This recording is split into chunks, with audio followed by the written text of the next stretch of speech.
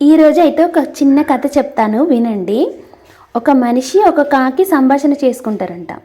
అయితే మనిషి కాకితో అంటాడంట, నాకు ఆస్తులున్నాయి, అంతస్తులున్నాయి, భవంతులున్నాయి, నాకు నలుగురు చుట్టాలున్నారు, బంధువులున్నారు, నీకేమున్నాయి, నీకేం లేదు కదా అని నవ్విండంట కాకిని చూసి.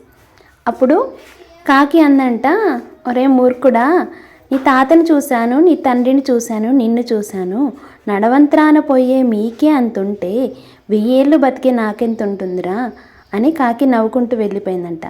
దీని ఒక అర్థం మీకు అర్థమైందా? మనకు 4 రోజులలో కొంచెం ఆస్తి పెరిగినా ఏది పెరిగినా మనం ఆగం.